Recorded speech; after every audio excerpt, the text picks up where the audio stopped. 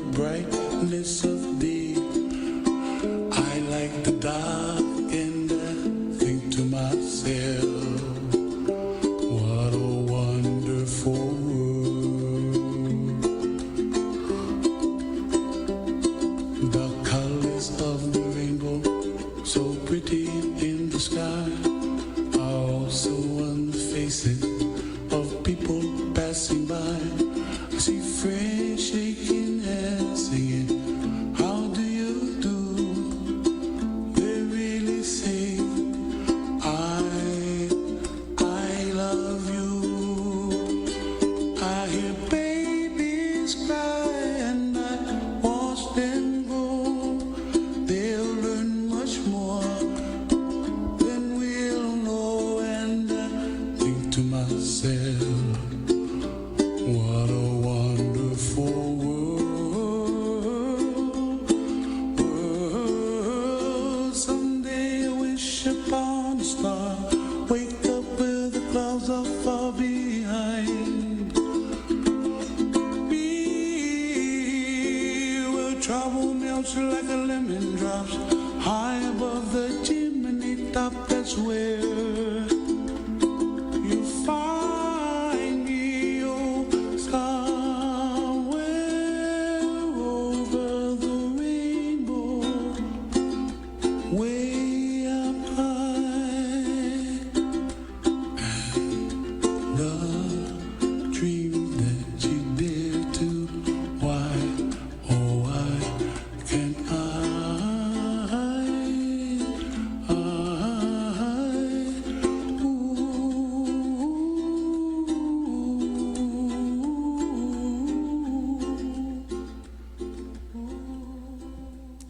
Okay, what a great way to start the morning. Okay, so what's going to happen next is you are going to begin to discuss in your groups. So each of your circles has a discussion leader to kind of help guide you through the conversation. But please know that you are among friends. So feel free to share as little or as much as you would like with each other. Unfortunately, we will not have time to answer every single one of the questions. But just to continue to keep the discussion going, maybe pick one or two that speaks to you. And answer that one in your group just so we can make sure that everybody gets an opportunity to share if they would like. And I am going to leave you with one thing. So Yip Harburg, who wrote the lyrics to Somewhere Over the Rainbow, he says this: words make you think thoughts. Music makes you feel a feeling, but a song makes you feel a thought. So enter into that and begin discussing with your groups. Switching to studio in 3, 2, 1. Hey, I'm Carol. I'm Skip. My name's John. So, group, why do you think Somewhere Over the Rainbow, is it a sad song or is it a song about hope? What do you think? I call it a melancholy song, which I guess is somewhere in between. Mostly about hope. What do you think? I'd agree with that. I think it's pretty lighthearted for the most part, but it's also kind of it's a dreaming and a longing for maybe something a little better than what they're currently experiencing. Yeah, I like the word melancholy. That really kind of hit where I was thinking, just that it's hope in the midst of difficulty that the character is going through. So yeah, it definitely has that sort of tinge of sadness still attached to it, but that hope is shining through and lifting things up. Yeah. Why do we dream like this? Like the person in the song is dreaming. Why do we do that? What do you guys think? Well, I'm wondering, that question kind of has a big assumption in it that everybody does dream that way. So do we? Yeah, do we dream like that? Yeah. I would have to say I do, but I don't know that everybody does. I definitely do. There's moments in my life where I've just felt really great, or maybe it's just doing something fun, and you just want to hold on to those moments, and it's going to be a temporary thing, but in the moment you try to enjoy it while you can, but then real life hits again, and you go back to work and. But this is kind of beyond the question. But one of the things that I like about having Somewhere Over the Rainbow, along with It's a Wonderful World, is the idea that It's a Wonderful World talks about the very concrete things that we see every day, and very much appreciating those and seeing the beauty and the wonder in those little things. And I especially like the line that says that I see friends shaking hands and saying, "How do you do?" And what they're really saying is, "I love you." Yeah. really reading the deeper meanings into those. Yeah, kind of those wonderful things that he's singing about are signposts. They're pointing us that there is something beyond what is temporary. So it can be that sort of that melancholy or that longing that even in the good times we know that they're not going to last beyond, and Monday morning's coming, and there you are. Yeah. Wow. Very good. Is there anything in particular that, maybe specific that you long for, just to be different? Yeah. Where do we start, huh? Yeah. But maybe personally. I think, socially, I don't always feel accepted or appreciated or understood. And I think that's definitely a longing that I have in my social relationships with everyone I encounter, really. Yeah. I think that's something like innately human that we can all relate to. I think we don't relate to each other perfectly. Right. Mm-hmm. Yeah. It's kind of part of the human condition. Yeah. Yeah, I think that sense of just longing for community and being around other people. I'm sort of wired as an introvert, which means I like alone time. I like time to sit and ponder, and not all of us are wired that way, but I know I am. But I know that can also have I don't know if I would call it a dark side, but it can have a downside to it, and that I could go overboard with that. And the cat listens great, but she ain't a human. So, yeah. Yeah, I can relate to that. I think it can be a very isolating fear. Right. Yeah. I tend to be longing right now for better health, both for myself and for especially certain family members who are struggling. So that's kind of an issue. Although some of the things that you are talking about, and John, I've had those struggles too. Yeah. Yeah. One of my favorite lines in that song is when I'm talking about the babies and how they'll know more than I'll ever know, and just the bigger picture, longer term perspective that we don't always see, in our everyday lives. Right. Interesting. Yes, it is. Yeah. That makes me sort of think of is the wisdom of the young.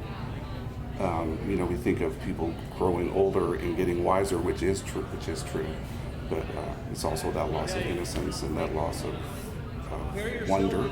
Right. Piece of art. Hoping they'll continue having to a good dream. time Right. Yeah. discussing these things, and like Becca said, can't talk through every question, but hopefully everybody's getting an opportunity to interact.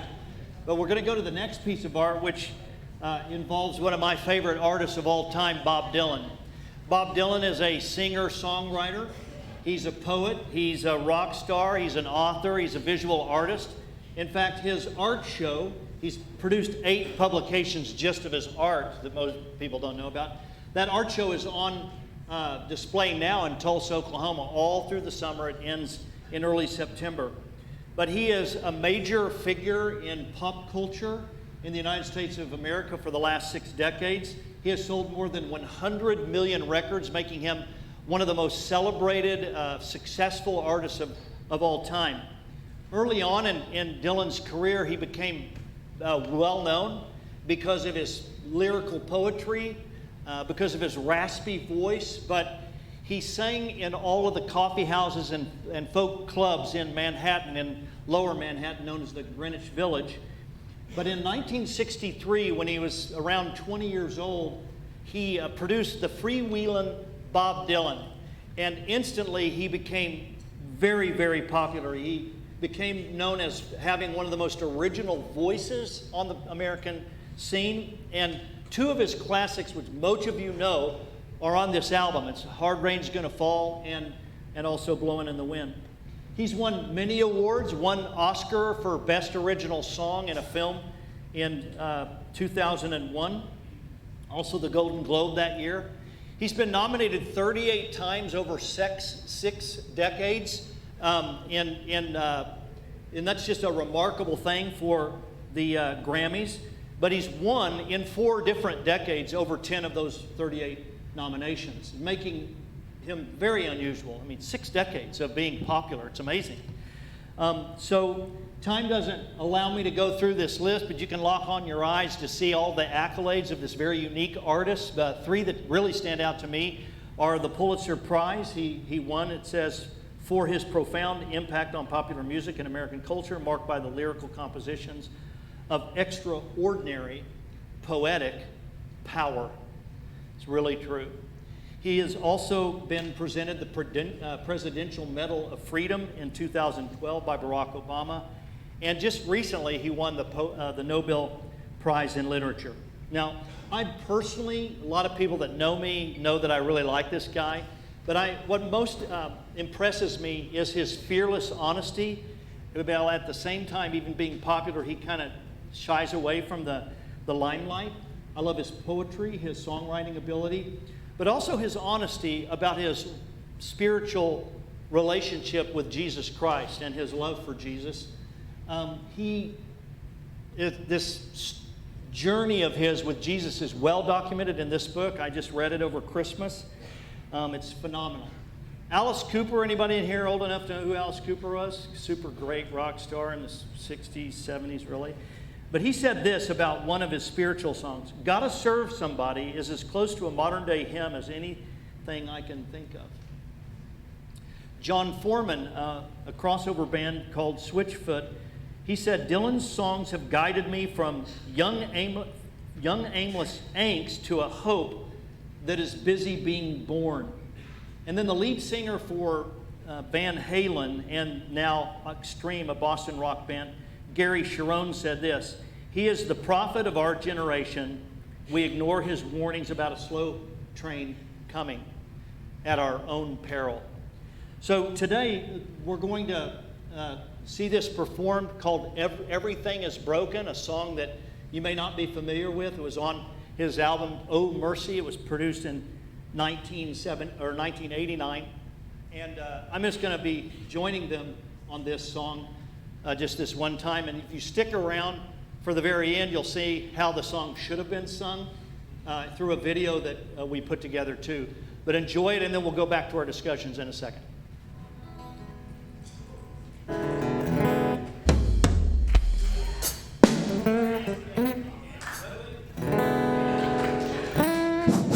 Okay.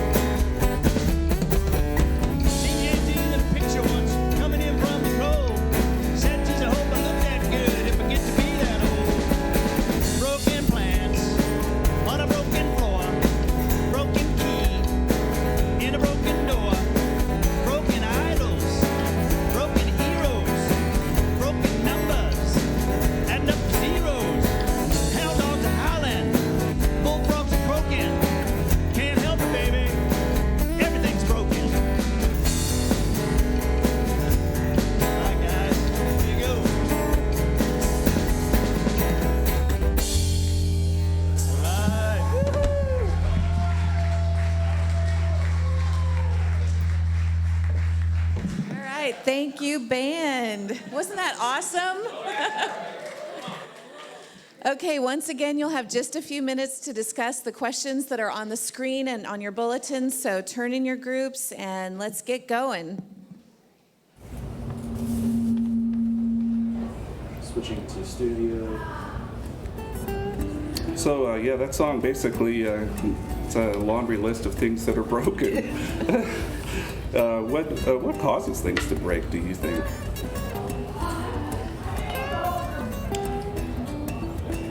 Life. Say time is certainly a factor, right? Yeah. Things deteriorate just over time. Yeah. The temporal nature of our world. Yeah. Use and abuse. Yeah. Certainly. Yeah.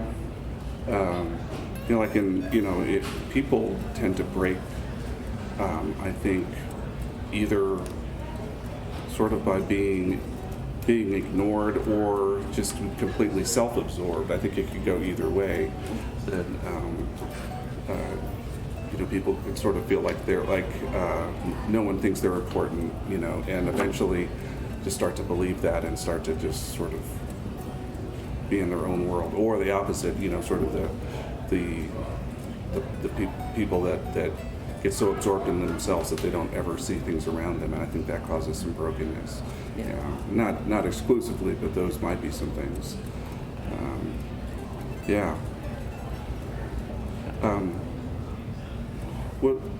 How have you experienced or seen brokenness in the world? What are some examples? Some of those things that you were saying, I was thinking of a discussion that I had recently about a high school reunion, a big one upcoming, and I don't want to go. Those people hurt me, and it was a long time 10 years, ago. 10 Yeah, years, right. Put a multiple on that, but yes. And I don't really want to go, and there's this kind of you should go kind of thing just because it's a marker, but marker of what? That marker of brokenness, and I left there thinking, well, I'll show them, and I haven't really lived a life that, at least in the world's view, that has all these big markers, so I can't go there and say, here, I did it. Now you have to like me, now you have to acknowledge me. So I don't want to go. I can relate to that. Like, I've been just kind of rejected and broken in different ways, and it's hard to maintain your self-worth through that, and you can definitely develop like kind of a chip on your shoulder and wanting to prove them wrong, and I think forgiving people is really hard too, and like moving past it even when they're not asking for forgiveness, or maybe they don't even realize that they hurt you in those ways, but it's more like freeing yourself, to try to forgive, and that's really hard. I don't think that's a normal ability, like a natural ability that we have as humans. I think you're right. It's not natural, but necessary. Yeah, very necessary for good health anyway. I think when I think of brokenness that I'm even in the midst of right now, in the middle of, when I can see areas of, I don't know if the word would be integrity, what I once would never have considered doing. There's some things that, it's like I was somehow justified, and so sort of that sense of sort of justifying and saying, this isn't as bad as I thought, or what has that got me, all that, and I'm really rethinking a lot of that, and just wondering, what happened, but it's ended up in not in a good place. Yeah, and it's not every area, but it's some. I think there's going to be some areas that I could say, it's not as good as it was even 20 years ago, 10 years ago, and would like to see the pieces put back together. Yeah. Yeah, and I wonder, sometimes you wonder, can any of this stuff be repaired? And or should it be sent to the junkyard, or should you keep it as a reminder? Those kinds of things. And of course, I'm speaking metaphorically on some of it. But, and some of it. Or just start from scratch. Right. Yeah. It's not always easy either to, that's kind of what we're talking about, is moving past it. You can move to a new town, but it's kind of the idea you can never run away from your problems. Right. Alrighty, guys. We're going to go ahead and keep this train rolling. That was weird. All right. So I have the pleasure of introducing our next piece of art. We're going to start out by introducing the artist, Vincent van Gogh. I'm sure all of us in this room have heard of him, have interacted with his art at some point in time. He is among the most famous and influential artists in Western culture. Although during his lifetime, he went mostly unrecognized. No one knew who he was. Only one painting was sold during his entire lifetime. He was generally unknown. And he actually suffered from depression and other mental illness, and he completed suicide the summer before he painted the piece of art, the olive trees that we're going to be interacting with later. And actually, that painting is on display here in our town over at the Nelson Atkins Art Museum. Van Gogh was a Dutch post-impressionist painter born in 1853. In just over a decade, he completed 2,100 pieces of art, most of those in the last 2 years of his life. Pretty incredible. One of his unrealized dreams was to found a colony of artists in southern France, but his death by suicide at 37 followed years of mental illness and poverty. We're going to get to know the artist a little bit better through a video clip that I'm going to let Brock set up. Yes, so in the BBC Pop Culture Phenomenon, the program has been running 50 years. It is the longest running sci-fi television show ever. Doctor Who, we follow a Time Lord who calls himself the Doctor. He and his companions travel through time and space, going on different adventures and visiting different historical figures. And in this episode, we see the Doctor and his companion visiting Vincent van Gogh in 1883. And they actually bring him to 2010 in France to a museum where his artwork is on display. And they go into this museum and they have the museum curator spend 1 minute talking about the impact that Vincent van Gogh has had on culture.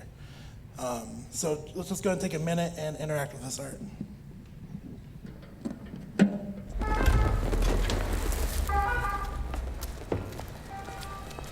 Where are we? Paris, 2010 AD, and this is the mighty Musée d'Orsay, home to many of the greatest paintings in history. Oh, that's wonderful. Ignore that, I've got something more important to show you. Take all your chances while you can. Never know when they'll pass you by. Like a sum the mathematician cannot solve. Like me, trying my hardest to explain.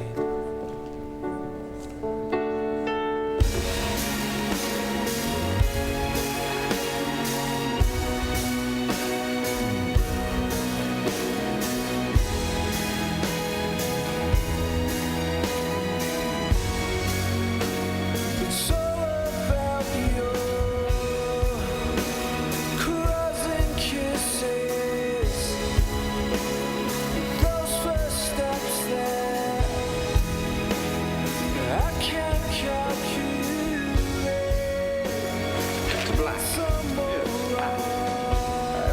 days ago, I asked you about the church at Verse. Oh, yes. Glad to be of help. You were nice about my tie. Yes, and today is another cracker, if I may say so. But I just wondered, between you and me, in 100 words, where do you think Van Gogh rates in the history of art? Well,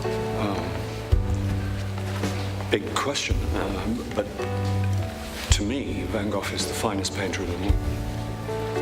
Certainly the most popular great painter of all time. The most beloved, his command of colour the most magnificent. He transformed the pain of his tormented life into ecstatic beauty. Pain is easy to portray, but to use your passion and pain to portray the ecstasy and joy and magnificence of our world, no one had ever done it before. Perhaps no one ever will again. To my mind, that strange, wild man who roamed the fields of Provence was not only the world's greatest artist, but also one of the greatest men who ever lived. Vincent, I'm sorry. I'm sorry, is it too much? No. They are tears of joy. Thank you, sir. Thank you.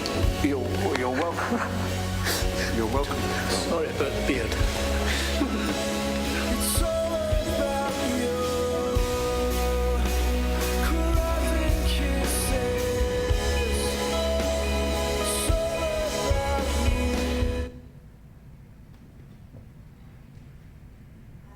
all about you. It gets me every time. We wanted you to remember Vincent's eyes as you looked at his works. Van Gogh once wrote that art is to console those who are broken by life. Art gives us a glimpse into a world that isn't our own, but is a world that the artist can see. Take the next few minutes again to discuss the olive trees at your table. Don't feel like you have to cover every question. Talk about what grabs you, and you won't have time to do it all, so let's dive in.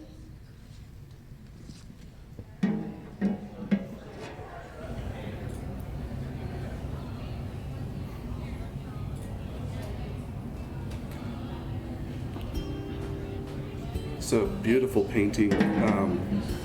What do you see or feel as you look at the olive trees? Just the way he puts the colors together, the composition, the bold brush strokes.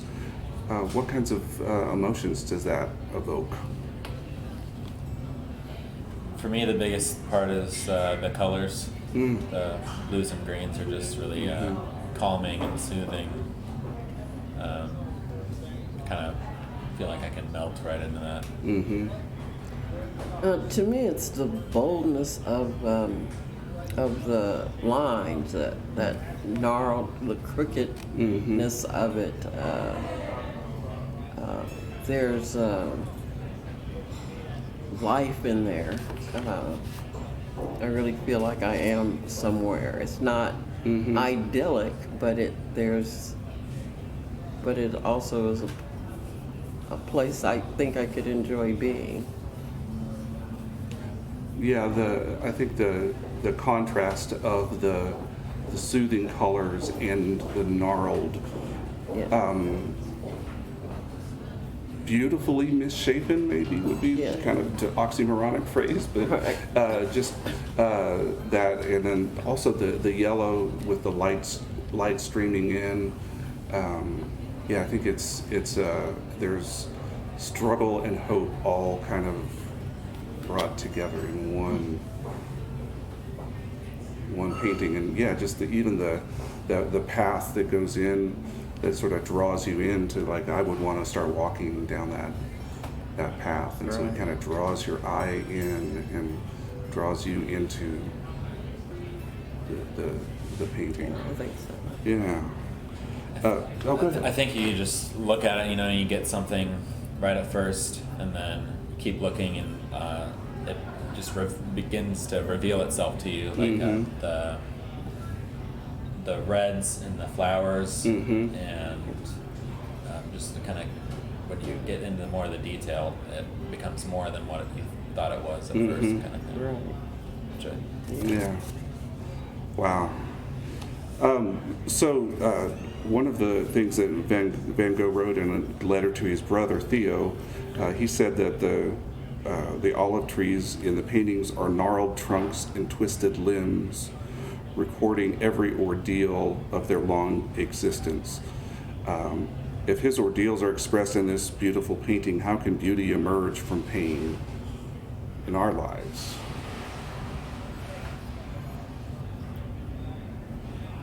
Well, I know olive trees live to be like 100 years old or Really? more. Yeah, they're like super long-lived trees, and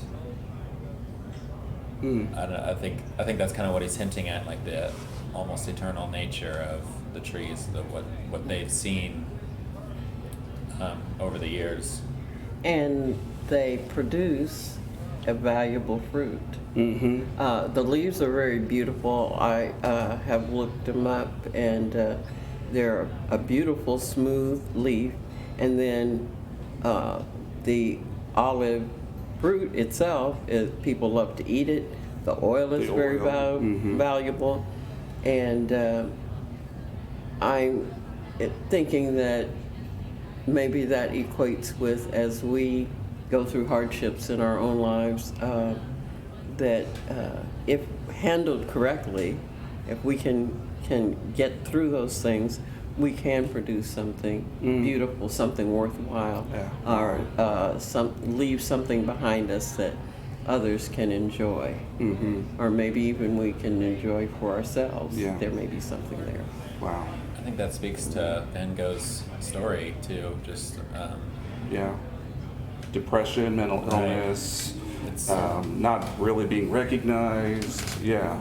yeah, it's wild to think that somebody who's a nobody his whole life, and now he's not just famous like people are famous today. He's historical. He transcends generations. He's not a generational fame. It's he's now legend. Yeah, people make their living pretty much just studying him, or Wow. So the fruit that he didn't see is now something we're enjoying, the valuable olives, the oil, speaking metaphorically, the fruits of that, is now treasured in museums. Even here in Kansas City, I suppose we have one of his paintings displayed in the Nelson, I think they said earlier, which I think that's pretty amazing. Wow.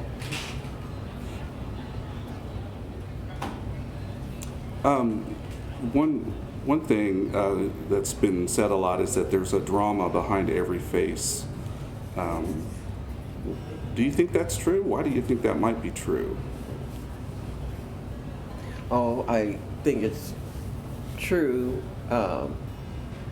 just because every life is a drama, I believe, and there's so many things that we don't know about. There's a woman here today who shares the same first name with me, and she introduced herself to me long ago, and we've just chatted about things, and she's told me about her 3 sons and so forth.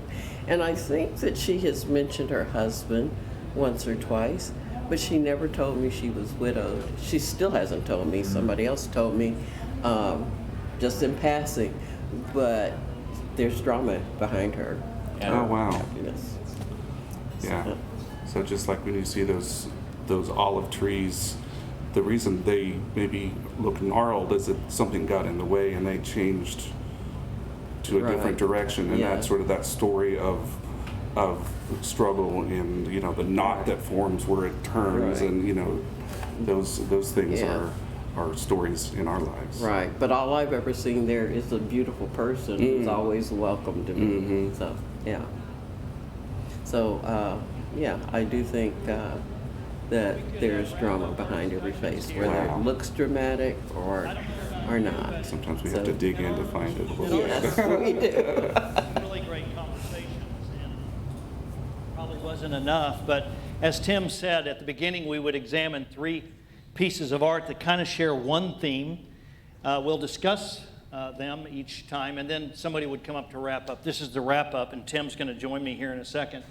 But again, every time we do Story of the Soul and we look at these expressions, I just love it because it seems like the common wounds that we have that kind of go unhealed, or the longings that we have that don't seem to be completely satisfied, we can examine together in depth, and it's just a beautiful thing. Today we looked at Somewhere Over the Rainbow, and like Dorothy, we probably all long to live in a world where trouble doesn't exist. It's behind the rain, it's beyond the rain. Or if we do have it, it melts like lemon drops, and it becomes just this thing of beauty and taste. Van Gogh gave us a glimpse of the world that isn't our own, but a world that he sees, that he desired as well. Those gnarled trees representing his pain, but the beauty of the painting saying, I want beauty beyond this. And beyond the brokenness. Bob Dylan, of course, reminded us that we see things of value break all the time. Not just things, but people and relationships. And all the things that break, we feel, were meant to be permanent. Always with us, whole all the time. But life feels like it's not supposed to be broken. So as we were producing this, the team that came up with this, we felt like all of these pieces of art basically said this, that life feels like I was meant for something else, for more, for wholeness, for beauty, for community. What I'm experiencing doesn't seem to be enough, doesn't feel like, or doesn't match what it feels like I'm meant for. Now, there are things that help, dreams, works of art, looking at beautiful things in nature. And these things grab our attention. Why do they? Why do they grab our hearts, grab our minds, enrapture us in such a way, like certain songs or dreams or expressions or works of art? Are these things that enrapture us, are these expressions of what we're meant for? I think they are. All of us long for the good to last forever, but it doesn't. All of us in this room long to be loved and cared for. We don't want to feel unimportant. We don't want anxiety, but peace. Why does life feel like this isn't supposed to be this way? This is not where I feel at home. Materialism is a theory that basically says that matter and the physical realm, the physical matter, is the only fundamental reality. And that means that even you and I in this room, all of us here, are only products of time plus chance plus energy plus matter. That is all we are. We don't have, according to materialism, we don't have any purpose or ultimate meaning because we were never thought of. We weren't designed. And if this is true, if you and I are products of a materialistic universe, why is it that you are not completely at home here? Why does it bug you? Because it shouldn't. C.S. Lewis once asked this question to Sheldon Van Alken, the writer of A Severe Mercy, and he shares a series of letters that he had with C.S. Lewis. And C.S. Lewis basically led him from an agnostic, atheistic stance on life to becoming a believer in Christ. But in their dialogue, C.S. Lewis asked him this question I just posed to you. Why is it that you're not at home in this universe if you are a product of just the material machine? C.S. Lewis, you can read silently with me if you'd like, but this is what he wrote in a letter to Sheldon. Do fish complain of the sea for being wet? It's a great question. Or if they did, would that fact itself not strongly suggest that they had not always been or would not always be purely aquatic creatures? Then if we complain of time, which that's what they were talking about in their letters, time, what does that suggest? Why do you complain of time? Why do I complain of time over and over?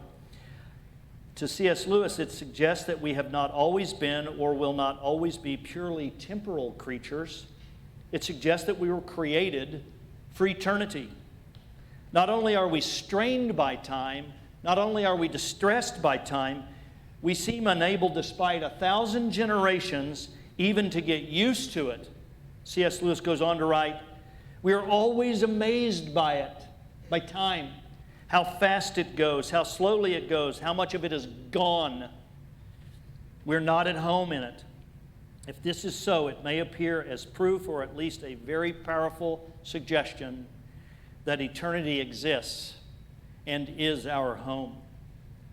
On another occasion, C.S. Lewis, and I'm quoting, he said, if I find in myself desires which nothing in this world can satisfy, the only logical explanation is that I was made for another world. The Bible agrees with this. The writer of Ecclesiastes said that when God created us, He put eternity in our hearts. In Colossians, Paul wrote this about Jesus Christ. He said He is the image of the invisible God. For by Him, that's Jesus, all things were created in heaven and on earth. All things were created through Him and for Him. John says the same thing. All things came into being through Him. He's speaking of Christ. And apart from Him, nothing came into being that has come into being. In Him is life, and the life was the light of men. In other words, he's saying, Jesus brought you and me, everything you've ever experienced, tasted, touched, or looked at, into existence. Life is connected intimately to Jesus Christ. So, you and I are spiritual creatures, created by a spiritual being, God, and we're on a spiritual journey. And the life that we were created to have can only be found in Jesus Christ. Now, your life may feel like this, or maybe you think things are going pretty good, but there's always something that makes you feel incomplete. I'm sure you're nodding in agreement in your heart. There's always something that doesn't feel whole. This could be your reality. Maybe this. Maybe you're going through a separation. Or maybe you're treated by loved ones as if you're nothing, or at least not important. Maybe you're working 60 hours a week and you can't find time to both make ends meet and invest enough time with your growing children. Or maybe you're just plain exhausted. Regardless, nothing seems to be enough to really satisfy you. Let's close by talking just about that. There's another scene in a powerful book by J.R.R. Tolkien that's not in the film The Lord of the Rings. Part of the scenes in the film, that's why you have it here. But this, what I'm getting ready to refer to, is not in the movie, but it's only in the book. But the context is the ring has already been destroyed, thrown into the fires of Mount Doom. The eagles have already come to rescue Sam and Frodo. And Frodo wakes up from sleep, surprised that he is alive. And he's also surprised to see Gandalf standing at the foot of his bed.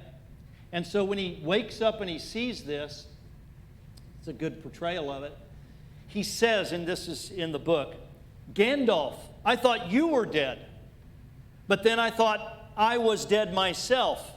And then he asks this question, is everything sad going to become untrue? What a great question. Wouldn't it be great if everything broken would be unbroken? Everything sad and painful and lonely would become untrue. We believe the answer to Frodo's question can be found by looking at the Bible's historical narrative, which we think of it as one big story with 4 chapters. You heard me right. The Old and the New Testament is one story, not multiple, one story with 4 chapters. Let me just give you the run-through. The first chapter is about creation. This is God's original good creation that is characterized by shalom, the Hebrew word for well-being or peace and wholeness. A universal flourishing, universal delight and wholeness. There's no anxiety in this chapter, sickness, death. And he tells us that we were created to have a relationship with God. That's creation. But immediately, you see in this story that man falls. The second chapter is the fall. Mankind, with our free will, chose to go our own independent way, and fellowship with God was broken. We decided to go against his ways, and everything changed. In the New Testament, you read about this word sin that I'm sure all of us could agree with. All have sinned and fall short of the glory of God. This word sin in the original means to miss the mark or to miss the goal. So in other words, when we sinned, mankind turned not only away from God, but turned away from everything we were meant for in relationship with God, and we missed the purpose and the wholeness that God originally set out for all of us. That's chapter 2. We actually live in this chapter. We also live in the third chapter. The third chapter, before I go into the third chapter, sin created all of the main problems in our world. Not just your relationship with God, but it created personal problems too. We're broken people, where we have self-centeredness. We have emotional issues. We have physiological and physical issues. We die here. Social problems too. We have broken relationships where we experience war, racism, hatred, all kinds of injustice, abuse, alienation from one another. This is also because of the fall. We have an economic problems that was never part of the original creation, where you have the spectrum of poverty and affluence and everything in between. Unethical business practices, bribes, secession, corruption, and exploitation. And then even our planet is dying, according to this story. Exploitation of our planet. At the beginning, and it all began with our broken relationship with God. Things are not the way it's supposed to be. But the third chapter is called redemption. If you're not a churchgoer, and this is maybe one of the first times you've ever heard this word, let me explain what the word redemption is. It sounds religious, but we also use it in common language too. Redemption means the regaining the possession of something. It's recovery. It can mean return. It can mean rescue or being saved from error. And when Jesus died on the cross, he reconciles us to himself. But not only that, Colossians 1:19 and 20 says this, and through him, this is talking about Jesus, he reconciles to himself all things,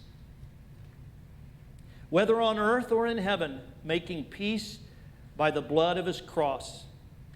Now, the all things are set in motion at the cross, but they're not fulfilled until the fourth chapter.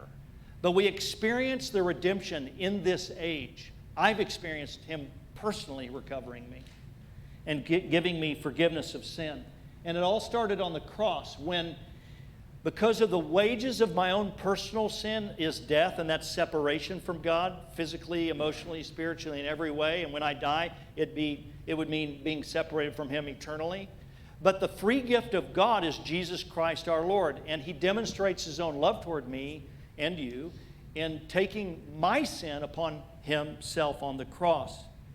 And so Jesus came to die for you and me in our sin. So that's chapter 3, redemption. The fourth chapter, the last chapter, is called restoration. The Bible begins with the creation of all things, and it ends with the renewal of all things. And in between The Bible gives us an interpretation for all of life, which I'm giving you one right now. But in the end, all things will be restored as they should be. In other words, those sad things in these 2 chapters in which we live will become untrue. And that's awesome. That means the curse is going to be rolled back. That means the world will be forever changed, as we read in Revelation 21. I'll read part of this. Then I saw a new heaven and a new earth, for the first heaven and the first earth had passed away. I saw the holy city coming down out of heaven from God. And I heard a loud voice from the throne saying, "Look, God's dwelling place is now among the people, and he will dwell with them. They will be his people, and God himself will be with them and be their God," just like in the first chapter, in the Garden of Eden. But he goes on and says, in this restoration chapter, he will wipe away every tear from their eye. There will be no more death, or mourning, or crying, or pain, for the old order of things has passed away. He who was seated on the throne said, "I am making everything new." So until that time of restoration, final restoration, God invites you and me to join him on that in this journey, because we live right here. And he wants us to join him in the renewal until the time he comes to restore us. In Matthew 6:10, Jesus is teaching us to pray, and he says, "Your kingdom come, Father, your will be done on earth as it is in heaven." He invites you and I to join him in that journey. So for now, let me just give a cap of this. In the first chapter, it's basically answering the question, how should things be? And he, in that first chapter, said, this is the way it ought to be. In the second chapter, it's the way it is, and it stinks. But in the third chapter, it's, wait, something's changed. I'm feeling renewed. It's the way it can be. So the kingdom of God is now and not yet. But you experience the fruit of the kingdom so that you can have hope to carry on to that fourth chapter, which basically says the way it will be. So the way it ought to be, that all of us know from all of our discussions, is the way it will be. But for now, it can be different. And in this larger framework, we can truly understand why things are the way they are, and they're not the way things should be. But we get a glimpse of the possibility of transformation, both in the world and in our own personal life. So Frodo's question, is everything sad going to become untrue? This question just recognizes it's not the way it's supposed to be. It's a place filled with sadness. But God promises that what we long for will be. So I'd like to ask Tim Jansen to come up now. He's going to join me and to share a few reflections, Tim, of this reality and what gives you hope that life can be the way it's meant to be.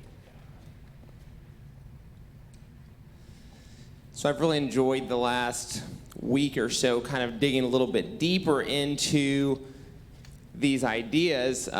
Just got back from a ministry trip where we were able to share the gospel multiple times, and it kind of, in a fresh way, provoked me to dig for what this big picture is. Like, what is God in his vast expanse trying to accomplish? Like, what is the big picture? And kind of going back to the Van Gogh picture of the olive grove, it took me to a very, very specific time in Jesus' life, and I think one of the pinnacles of his earthly ministry, and that's in John 17. It's kind of commonly known as the high priestly prayer. And so you have Jesus in the garden, in the olive grove, praying to the Father. He's about to go to the cross, about to face one of the darkest moments in his earthly life. He's facing brokenness. He's about to literally feel the weight of the world on his shoulders. And I don't know if there's anyone in this room that has experienced that feeling of time. But as Jesus is our perfect example, we see him standing here and he's having a dialogue with the Father. Now, he says something very interesting in this passage, and I'll just read it here.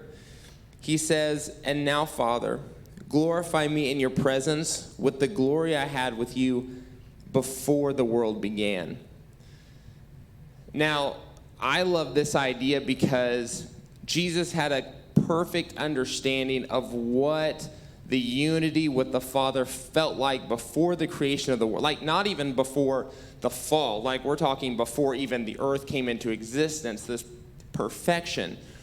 And he's standing in a moment in life where he's facing trials, but he doesn't reference some like futuristic thing that the Lord's going to bring about. He's saying, Father, what you had before is enough for all of eternity, and I want to feel that again.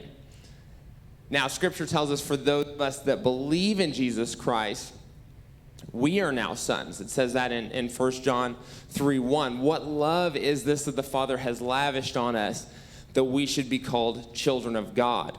And another one of my favorite passages is Isaiah 53. I have a hard time not crying every time I read it. But it's about the suffering servant. It's talking about, him taking up our infirmities.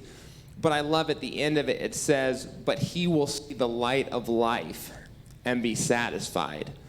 And so for us who are in Christ, getting to experience this and seeing Jesus as the perfect example, I have hope that whenever I'm standing in that garden and facing trials in my life, that these truths are now true of me, and I can live in them daily. It's awesome. Thank you, Tim. Yeah. Really good. Appreciate it. Wow. Great thoughts. So let's wrap this up.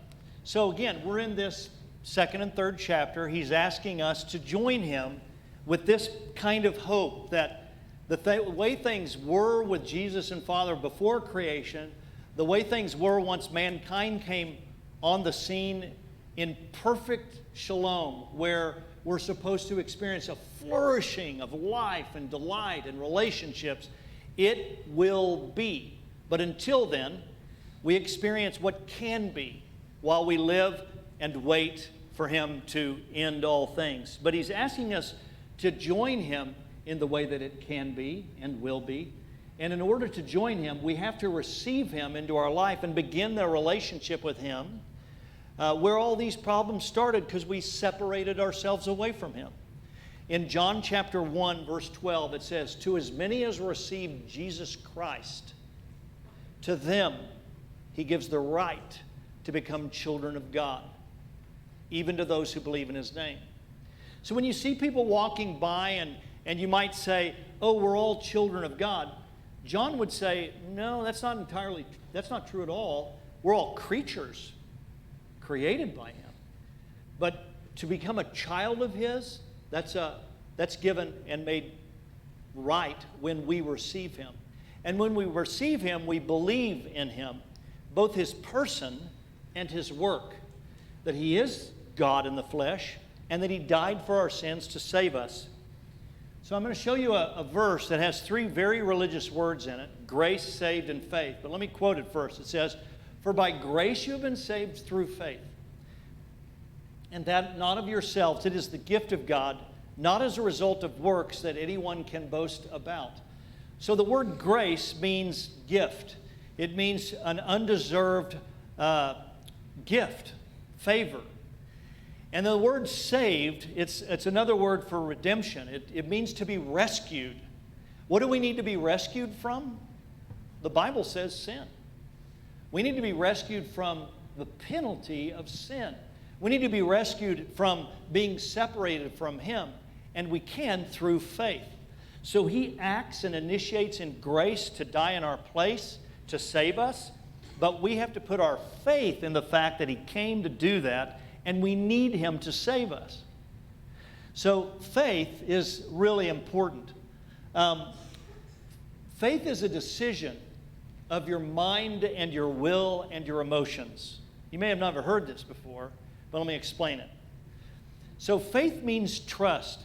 When you looked at the chair that before you sat down in it, you saw four legs and you decided you could trust it to hold you up, and so you sat down. You expressed a reliance on that chair. Your faith is only as good as the object in which you put it in.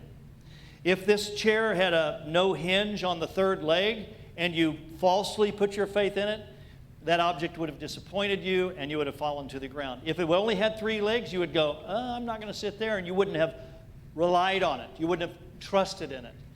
When you look at the cross of Jesus Christ, where he reconciles all things, including the future, to himself, this world that we all want to live in, you have to put your faith in him solving our problem, and that was on the cross.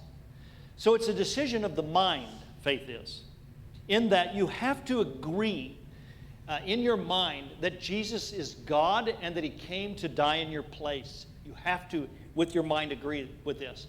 But that's not enough. You also, faith is a decision of your emotions, in the sense that you have to want to belong to Jesus. You have to long to belong to him and say, I'm coming to you and asking you to, really change my life. I want you to change my life. And then it's a decision of the will, where you make a decision. You go, I'm doing this. I'm asking Jesus Christ to come. I'm receiving him, and I'm going to put my faith in him right now. And I think it would be amiss of us if we did not give you the opportunity, if you've never done that, to give you that opportunity today. So if you've never received Jesus Christ before, or you're not sure where you stand with him, I'd ask you to join me in this prayer. This prayer that I'm going to show you is not a magic bullet. Prayer does not save you. Faith does. But faith can be expressed in prayer. So if you have never received Christ and you agree with the thoughts behind these prayers, and you want to turn and say, Jesus, make things right between you and me, please pray this prayer with me. I'm going to read it slow, and in your own heart and mind, you can lift up this prayer up to God. Okay? So this is for those of you who aren't sure, or you've never received Christ before. You can pray this with me. Lord, I am guilty. I know it is because of my sin. I am empty and know that it is you that I am missing. Jesus, I confess that I have sinned against you and I need you. Please forgive me. Thank you for dying on the cross for my sins. I open the door of my heart and receive you right now as my Savior and my Lord. Thank you for forgiving my sin and giving me new life. Please fill the emptiness in my soul with yourself. Take control. Take control of my life. And make me the kind of person that you want me to be. Amen. Pretty soon Becca is going to come up here and close us off. But I'm going to give you a few minutes right now to do something. So if you're sitting on the chair that has those little comment cards that look like this on it, I would appreciate it if you would just take them out and pass the pens and the cards out to everybody, because the team that provided and organized all of this, right down to Emily Logan with the excellent pastries and her team and all the technical people and the writing, we just want to know your thoughts about Story of the Soul today. So please write it down. Just give us your thoughts. Please do that. And you can take a couple of minutes right now. But as you're filling it out, listen up here, this is really important. If you prayed in your heart to God that prayer with me, we would love to know about it so we could get you a book. We're not going to put you on the 10 most wanted religious people in the United States of America. I promise. All we want to do is get a book to you. So if you prayed that prayer, put your name, regardless of whether you give us your address, just give us your name and circle it just to indicate that to us. And if you would put your address so that we could get that book back to you. So you can indicate that. So go ahead, take a few minutes to fill these out. You can fold them up or just leave them on your chair when you're done. We're going to get a little more music going right now. In about 1 or 2 minutes, Becca will come up and wrap us up. So thank you for filling those out.